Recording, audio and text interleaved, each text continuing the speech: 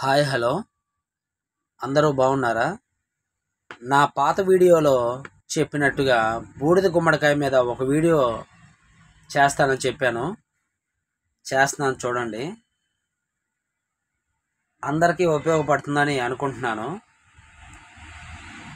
Skip చేయకుండా చూడండి. దయచేసి బూడిద గుమ్మడికాయే కదా అని తక్కువ చేసి మాత్రం చూడమాకండి. దీంట్లో చాలా వాల్యూస్ ఉన్నాయి. అవి మనం తెలుసుకోవాలి, తాగాలి. ఫస్ట్ మనం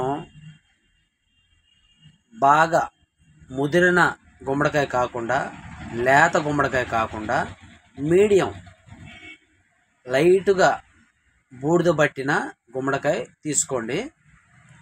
శుభ్రంగా చూశారు కదా, లైట్గా సాల్ట్ వేసి తోమేశాను. చూసారా, కాయ సూపర్గా ఉంది. నేచురల్గా పండుతాయి, ఏ మందు వేసే పని లేదు. నేచురల్గా పండుతాయి, బాగుంటుంది, తాగండి. మీకు ఒక ఎగ్జాంపుల్ చెప్పాలంటే, మొన్న ఒక వీడియో వైరల్ అయింది. 10th క్లాస్ అమ్మాయో మరి 9th క్లాస్ అమ్మాయో ఒక్క నిమిషంలోనే హార్ట్ అటాక్ వచ్చి చనిపోయింది. ఇలాంటివన్నీ మనం తరచుగా అక్కడక్కడ చూస్తూ ఉంటాం. వీలైతే మీరు తాగండి, మీ ఇంట్లో వాళ్ళకి తాగించండి, నలుగురికి చెప్పండి. చాలా మంచిది. మన ప్రయత్నం మనం చేయాలి, ఆపై దేవుడి దయ. ఓకే, చిన్న చిన్న ముక్కలు కోసుకొని మిక్సీకి వేసుకోండి. వీటిలో తొక్క కానీ, పోతే ఇత్తనాలు కానీ, కండ కానీ ఏమి తీసేయొద్దు. మొత్తం పనికొస్తాయి.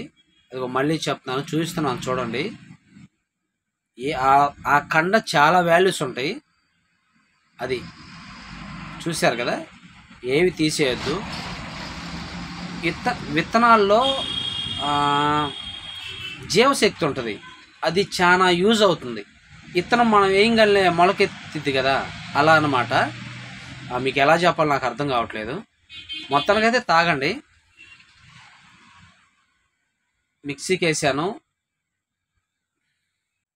2 చెంచాలు తేనె కూడా యాడ్ చేస్తున్నాను. ఆ తేనె 700 పెట్టి తెప్పించాను. చాలా బాగుంది. మీరు ఉత్తదైనా తాగేయచ్చు, నేను కూడా తాగేసాను. లేదంటే నిమ్మకాయ రసం అయినా కొంచెం యాడ్ చేసుకోండి. ఆ మిగతా ముక్కలు ఉన్నాయి కదా, అవి 4 రోజులకి పాడవకుండా ఉండాలంటే కవర్లో కట్టేసి ఫ్రిడ్జ్లో పెట్టేయండి. డీప్లో పెట్టమాకండి, కింద పెట్టేసేయండి.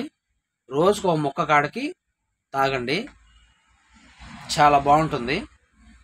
హార్ట్ బ్లాక్ రాకుండా బూడిద గుమ్మడికాయ చేసిద్దంటే నమ్మలేకపోయాను. ట్రై చేయండి. Okay, thank you, bye.